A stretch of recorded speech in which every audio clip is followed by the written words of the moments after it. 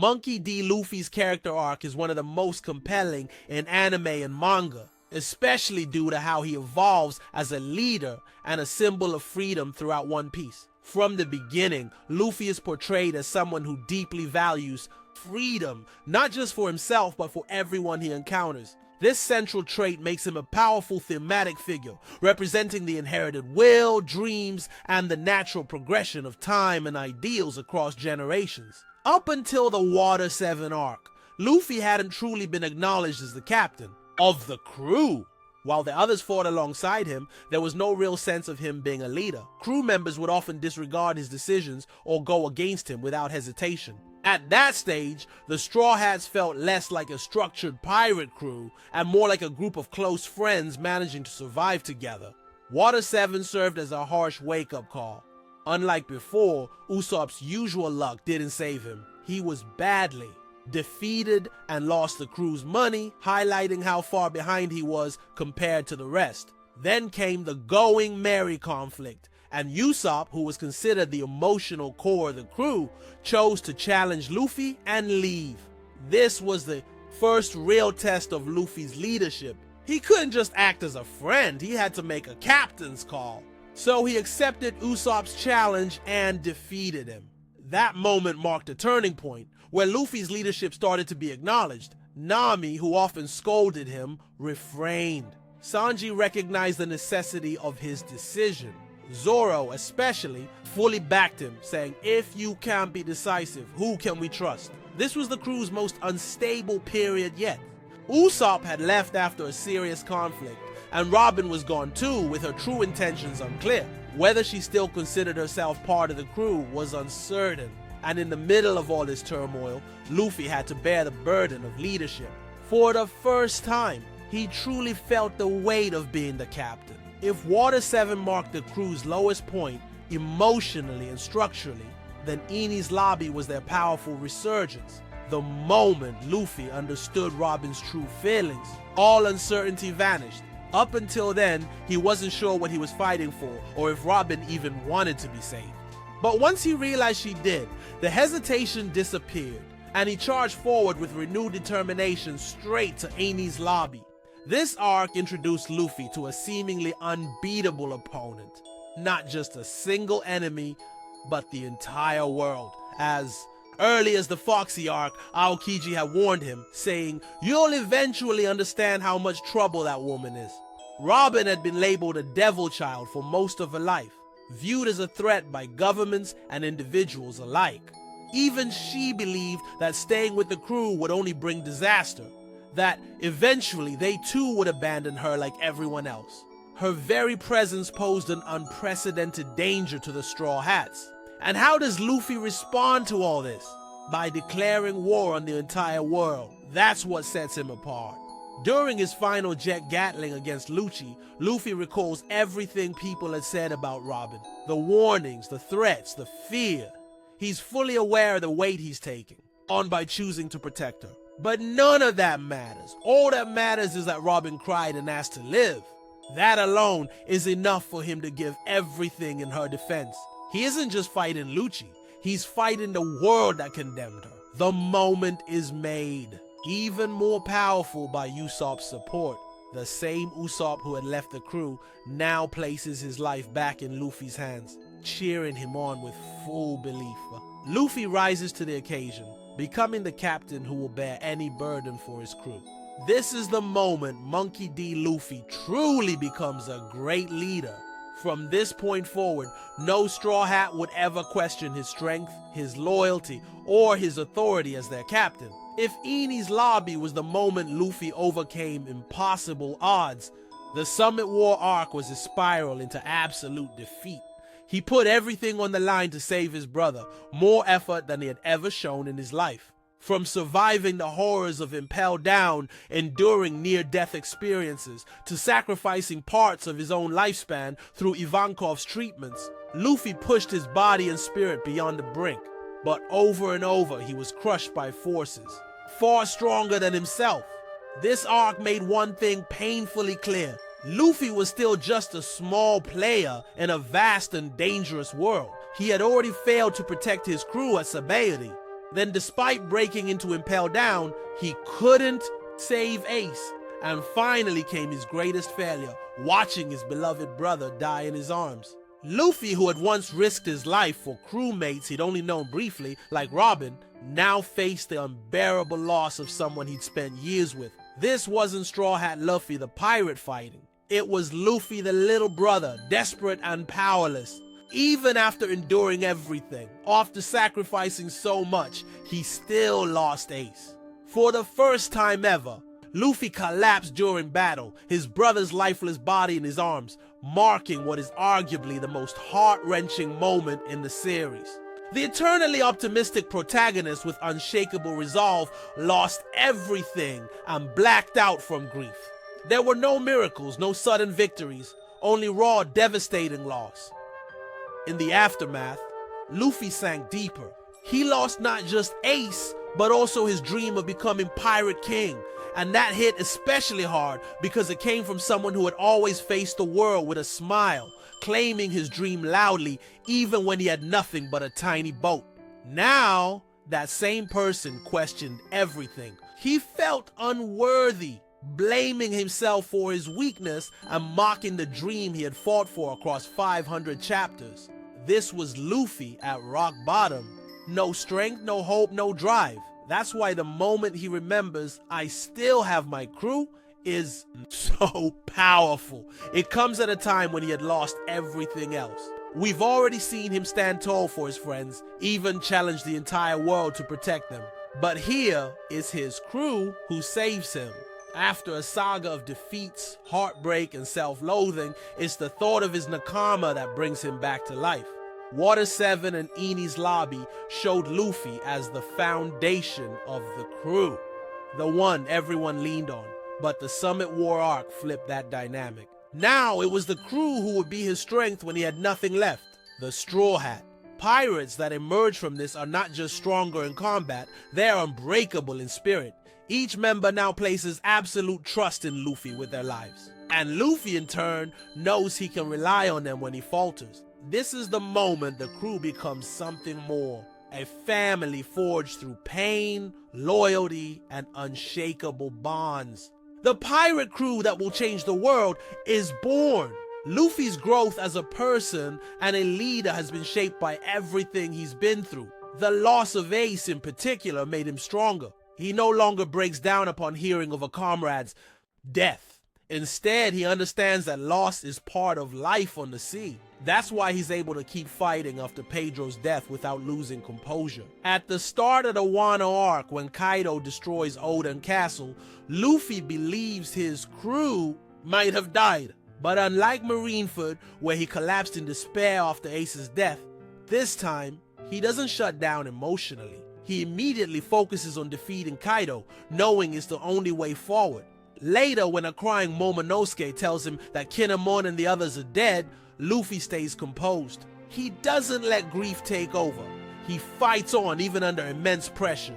Post-time skip, Luffy still has his playful side. But when the situation turns serious, he knows how to lead. He's matured into someone who can make crucial decisions for his crew without hesitation. He inspired the prisoners in Udon with his words and actions alone, showing real leadership. He's even taken on a mentor role for Momonosuke, the future shogun of Wano. In short, everything Luffy experienced, from Water 7 to Enies Lobby to Marineford, has shaped him into the great captain he is now. What motivates Luffy to pursue the path of becoming the Pirate King?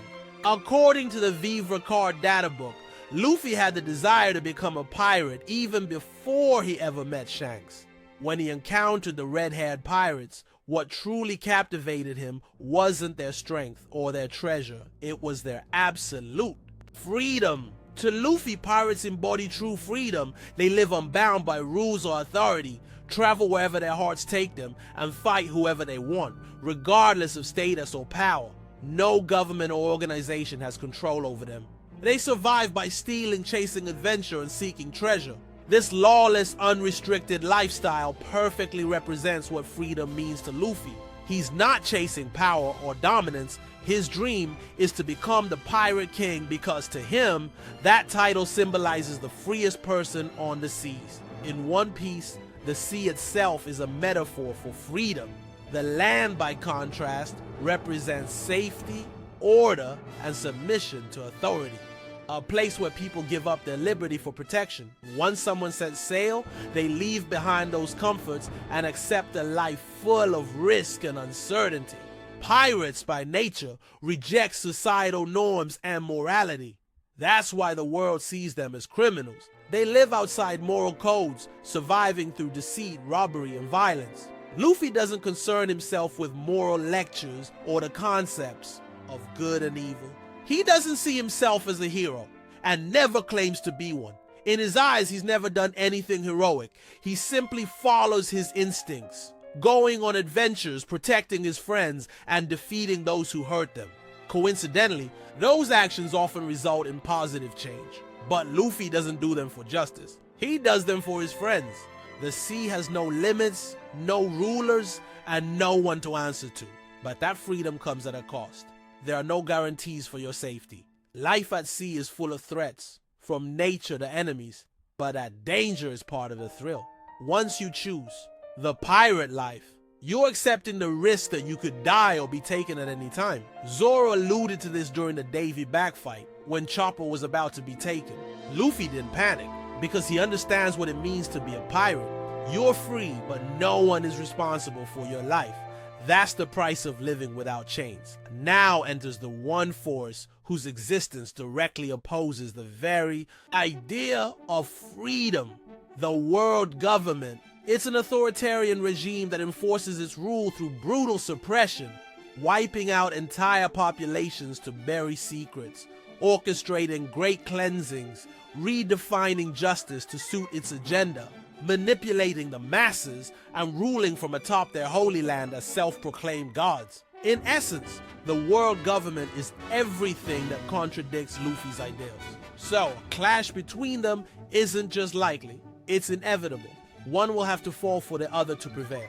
Luffy is by nature the enemy of the celestial. Dragons! His beliefs, freedom, adventure, equality, resistance to control, are the exact values the world government tries to stamp out. This is why they're so determined to end the era of piracy using ancient weapons or any tool of destruction they can get. Pirates, by their very existence, represent a threat to the government's oppressive order because they are free. What makes this conflict so compelling is how naturally it's built into the story. Luffy isn't searching for freedom, he is freedom personified. He lives it. He resists authority not because of a specific vendetta, but because his very being refuses to be chained. His existence guarantees conflict with the world government. That's why he's the only one who can bring about the world's dawn. The world is shrouded in darkness, a metaphor for suppression and fear, and Luffy, born from the desire to be the freest man alive, becomes the light that cuts through. This journey started with a young boy setting out to fulfill a romantic dream, to become the Pirate King, the freest person on the seas. From the moment he left shore, he had already tasted freedom. But as the story unfolds, we realize that the world he sails through isn't a place of wonder. It's a dystopia ruled by a regime pretending to be divine. That innocent journey of a boy who just wanted to live free becomes a rebellion against the world's greatest force of oppression. Luffy never set out to be a savior. He's not interested in heroism. All he's ever done is help his friends and challenge any unjust authority standing in their way. And unknowingly, he's brought hope and liberation to every island he's visited. Eventually, his path will bring him face to face with the most corrupt power of all, the world government. And when that final battle comes, Luffy will tear it down from the roots, ushering in an era of true freedom. That is his destiny. Luffy's dream is rooted in one fundamental desire: freedom. He wants to live without limits, exploring wherever he pleases and protecting those he cares about. That's why to him, becoming the Pirate King means being the freest man on the seas. The Sky P arc perfectly captures how deeply Luffy values dreams. At first, reaching the Sky Island seems like a whimsical obsession, a fantasy he latches Honored is simply because it excites him. Enter Bellamy, the embodiment of cynicism, who ridicules anyone chasing lofty dreams. When Bellamy mocks the very idea of a sky island, he's not just taunting Luffy, he's attacking the foundation of Luffy's ideals. That's why Luffy doesn't respond with violence in the bar. Bellamy's words aren't a threat to Luffy's life. They're a challenge to his beliefs.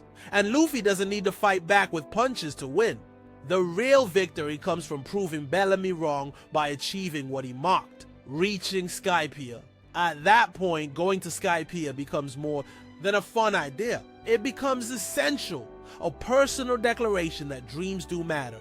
This isn't a physical confrontation, it's a clash of philosophies. Luffy doesn't argue or try to change Bellamy's mind, he simply goes. And by doing so, he not only reaches Skypiea but also discovers the legendary City of Gold. Two dreams that both he and Cricket were laughed at for believing in. Later in Dressrosa, Bellamy's words, calling Luffy the only other man I ever respected, confirmed that Luffy won that ideological battle long ago, not by debate or brute force, but by staying true to his dream and proving it possible. Luffy is unknowingly carrying the weight of centuries of history. Simply by being who he is, a person who seeks freedom and instinctively challenges oppressive systems, he brings the dreams and wills of others to life without even realizing it. In Skypiea, although Wiper and Cricket were the ones who inherited the will of their ancestors, it was Luffy who ultimately fulfilled it by ringing the golden bell, completely unaware of the history behind it. Similarly, in Fishman Island, he brings Queen Otohime's vision to life. In Dressrosa, he carries out Corazon's hope for a better future. And in Wano, he's now the one carrying out Oden's will. On a larger scale, Luffy is fulfilling Goal, D. Rogers' will, the dream that couldn't be realized in Rogers' lifetime. That's the role Luffy has unknowingly taken on in the world. This is his fate, to be the one who brings the dawn of the world by realizing the dreams of those who died waiting for it. He doesn't do it out of duty or obligation. He does, and naturally simply by following his own path. And in doing so, he becomes the man Roger was waiting for. Luffy seems to live by the belief in choosing one's own death, a theme that comes up repeatedly throughout the story. When Sabo was thought to have died, Luffy said, "I don't know what took Sabo's life, but whatever it was the complete opposite of freedom." That kind of death, one without freedom, is what Luffy fears most. In contrast, he's completely at peace with dying in pursuit of his freedom. Time and time again, we've seen him willingly risk his life for his dream.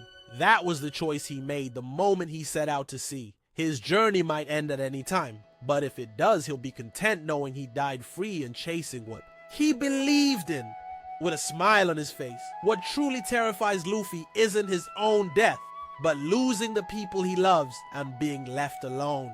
That's the real reason he fights so hard to grow stronger, so he can protect his crew and make sure no one else has to be lost. While I still love to see more development and conflict in certain aspects, Luffy remains one of the best written characters in all the fiction I've experienced, and easily my favorite. His character is crafted with incredible care, though much of it is subtly woven in, so it's easy to overlook if you're only watching at surface level.